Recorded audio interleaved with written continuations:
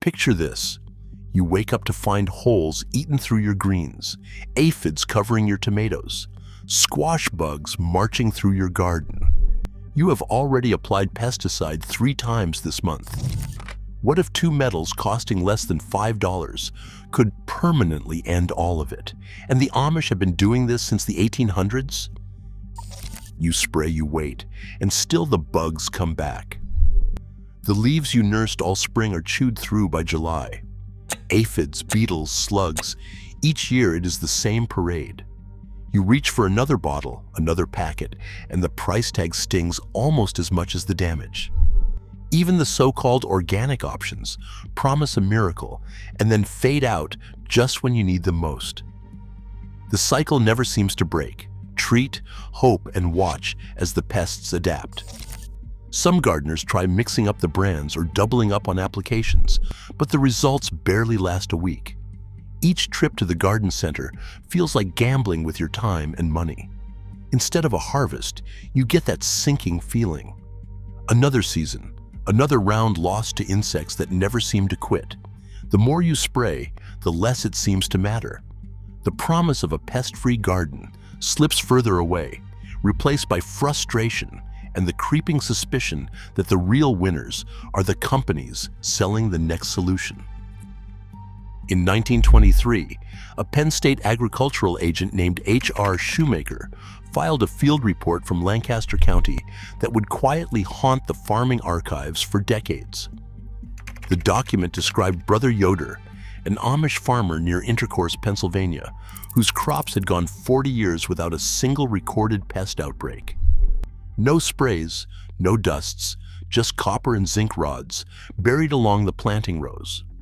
Shoemaker's report called it a metallic bioelectric barrier, and the claim was as simple as it was bold. For the price of a few metal rods, Yoder's field stayed untouched by beetles, slugs, and the rest of the usual invaders. The method didn't vanish overnight. Throughout the late 1930s, farming guides and extension bulletins still mentioned copper and zinc as practical, low-cost tools for pest control. These references didn't promise miracles, but they held up Yoder's record as proof that chemical sprays weren't the only answer. Then, in 1945, DDT arrived. The new chemical was cheap, powerful, and backed by the full weight of the USDA and the post-war industry. Extension agents started swapping out metal barrier advice for pages of chemical recommendations. By 1948, Shoemaker's field report stopped appearing in new printings. The language of metal-based pest control faded from bulletins and guides. By 1960, you would be hard-pressed to find a single mention of Yoder's simple system in any mainstream agricultural publication. The timing raises a question that lingers over every gardener's struggle with modern pesticides. Did the copper and zinc method fail, or was it simply pushed aside when chemical solutions became more profitable and easier to sell? The disappearance of the technique from official advice lines up perfectly with the rise of DDT and the chemical age.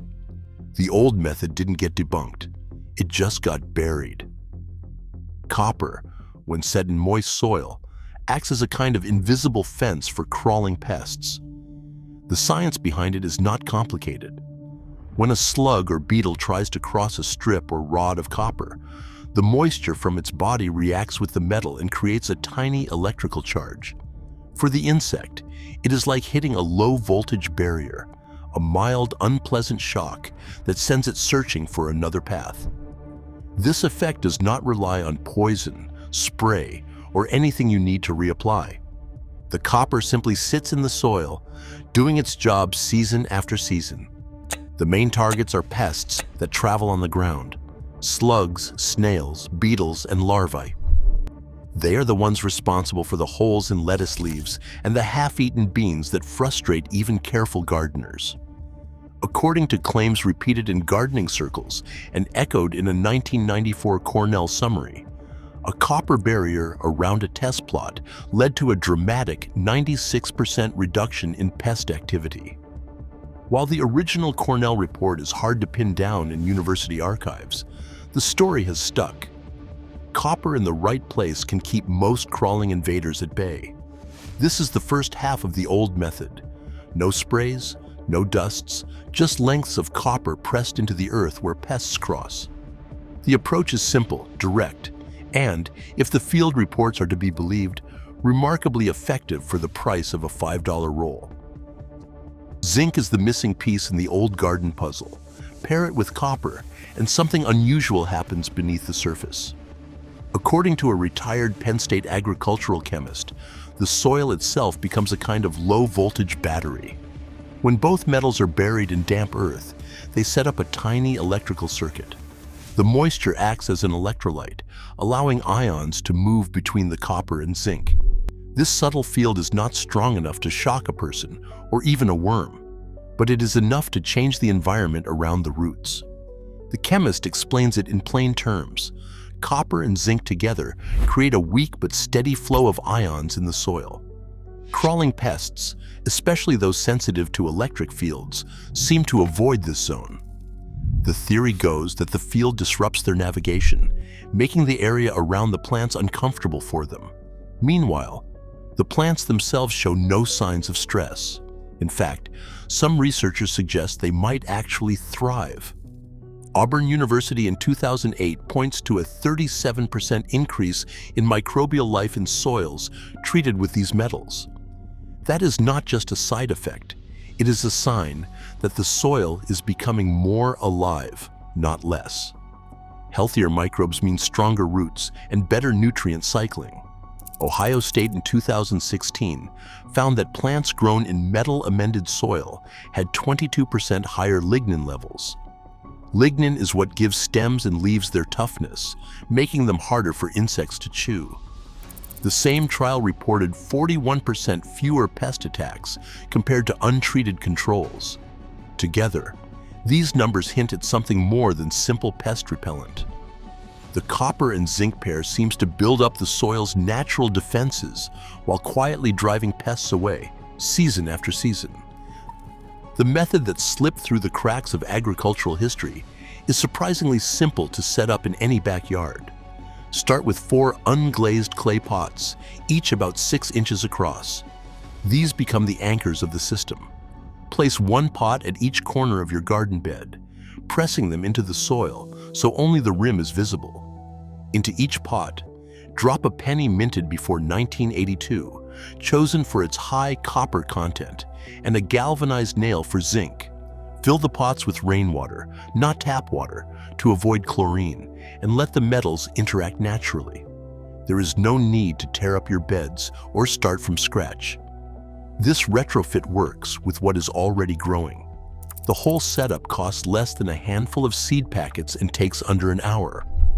The claim is that once in place, these 4 pots quietly build a protective field, season after season, with no sprays or reapplications needed. Eli's potato field sits just a few miles from the spot where Brother Yoder once farmed. Year after year, Eli presses copper strips into the same dark soil, 19 seasons and counting. He doesn't own a sprayer. There's no shelf of chemicals in his shed. Yet when you kneel between the rows in July, not a single Colorado potato beetle turns up under the leaves. The copper is tarnished and green at the edges, but it's still there, running the length of every bed. Eli shrugs at the mention of sprays. For him, the answer was handed down, not bought in a bottle. 1,000 miles west, a small Ohio garden gets the same treatment. 4 copper strips, each about 3 inches wide, are pressed into the soil around the perimeter. Zinc nails are hammered in at the corners. In the first week, slugs and beetles show up as usual. By the 3rd week, the damage slows. By August, leaves are whole and unblemished. At harvest, the difference is plain. Potatoes come up clean, vines stay green, and the usual losses are missing. The method isn't a miracle, but in both fields, in Lancaster and Ohio, the outcome is hard to ignore. The copper and zinc stay in the soil, doing quiet work, season after season. Today, gardeners face insects immune to chemicals, once hailed as miracles. Yet, the 1923 Shoemaker report on Brother Yoder's copper and zinc method, validated by Cornell, Auburn, and Ohio State, still sits buried in archives. Sometimes the simplest answers vanish not by failure, but by profit. Subscribe for more stories they would rather forget.